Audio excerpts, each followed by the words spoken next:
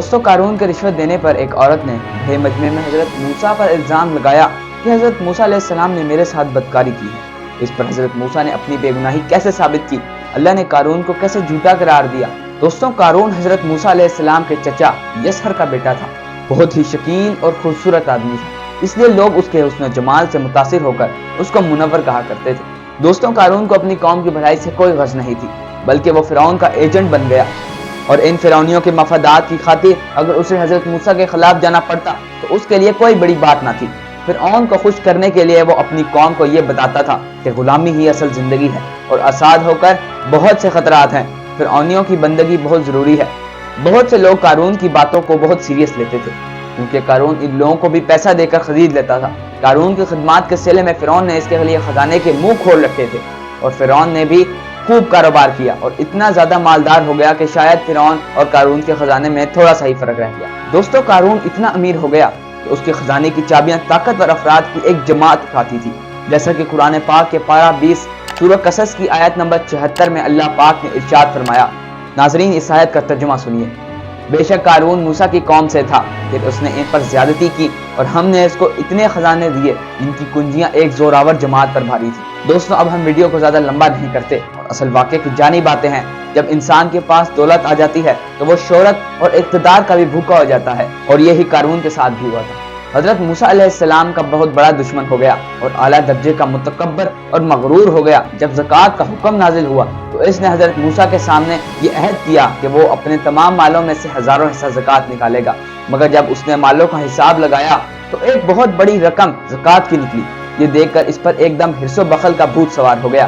دوستوں بلکہ عام طور پر بنی اسرائیل کو بہکانے لگا کہ حضرت موسیٰ علیہ السلام اس بہانے تمہارے مالوں کو لینا چاہتے ہیں، یہاں تک کہ حضرت موسیٰ علیہ السلام کو لوگوں کے سامنے بدنام کرنے کے لیے اس نے یہ گندی اور گھنونی چال چلی کہ ایک عورت کو بہت زیادہ مال و دولت دے کر آمادہ کر لیا۔ وہ آپ پر بدکاری کا الزام لگائے۔ چنانچہ عین اسی وقت جبکہ حضرت موسیٰ علیہ السلام اپنے لوگوں کے مجمع سے خطاب فرما رہے تھے، قارون نے آپ کو ٹوکا کہ فلانی عورت سے آپ نے بدکاری کی ہے۔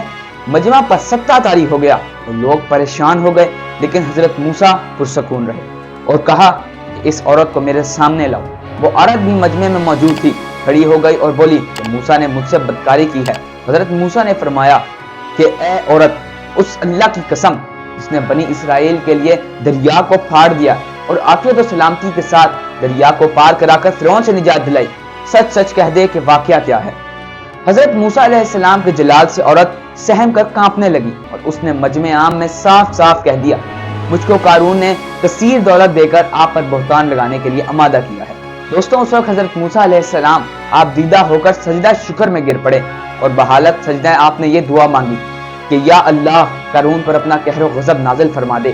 پھر آپ نے مجمع سے فرمایا کہ جو قارون کا ساتھی ہو وہ قارون کے ساتھ ٹھہرا رہے اور جو میرا ساتھی ہے وہ قارون سے جدا ہو جائے۔ چنانچہ 2 آدمیوں کے علاوہ تمام بنی اسرائیل قارون سے الگ ہو گئے۔ دوستوں پھر حضرت موسیٰ علیہ السلام نے زمین کو حکم دیا کہ اے زمین تو اس کو پکڑ لے، تو قارون ایک دم گھٹنوں تک زمین میں دھنس گیا۔ پھر آپ نے دوبارہ زمین سے یہی فرمایا تو وہ کمر تک زمین میں دھنس گیا۔ یہ دیکھ کر قارون رونے اور بلبلانے لگا اور قرابت اور رشتہ داری کا واسطہ دینے لگا، مگر آپ نے کوئی التفات نہ فرمایا، یہاں تک کہ وہ بالکل زمین میں دھنس گیا۔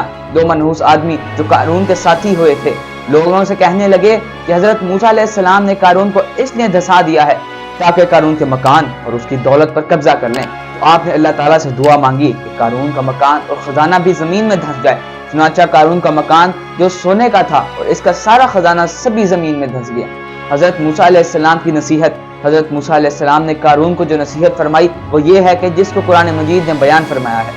جب اس سے اس کی قوم نے کہا اترا نہیں، بے شک اللہ اترانے والوں کو دوست نہیں رکھتا، اور جو مال تجھے اللہ نے دیا ہے اس سے آخرت کا گھر طلب کر اور دنیا میں اپنا حصہ نہ بھول اور احسان کر جیسا اللہ نے تجھ پر احسان کیا، اور زمین میں فساد نہ چاہ۔ اس خیر خواہی والی نصیحت کو سن کر قارون حضرت موسیٰ علیہ السلام کا دشمن ہو گیا۔ غور کیجئے کہ کتنی مخلصانہ اور کس قدر پیاری نصیحت ہے جو حضرت موسیٰ علیہ السلام کے ساتھ ساتھ ساری قوم قارون کو سنایا کرتی تھی، اور قارون نے اپنے مال کے گھمنڈ میں اس مخلصانہ نصیحت کو ٹھکرا دیا، سمر کر تکبر اور غرور سے اتراتا ہوا قوم کے سامنے آیا اور حضرت موسیٰ علیہ السلام کی بدگوئی اور ایذا رسانی کرنے لگا۔ اس کا نتیجہ کیا ہوا؟ اس آیت کا ترجمہ سنیے۔ تو ہم نے اسے اور اس کے گھر کو زمین میں دھسا دیا اس کے پاس کوئی جماعت نہ تھی کہ اللہ سے بچنے میں اس کی مدد کرتی اور نہ وہ بدلہ لے سکا۔ دوستوں، یہ عبرتناک واقعہ ہمیں یہ درس ہدایت دیتا ہے کہ اگر اللہ تعالیٰ مال و دولت عطا فرمائے تو اس فرض کو لازم جانیں کہ اپنے اموال کی زکوٰۃ ادا کرتے رہیں اور ہرگز اپنے مال اور دولت پر غرور و گھمنڈ نہ کریں۔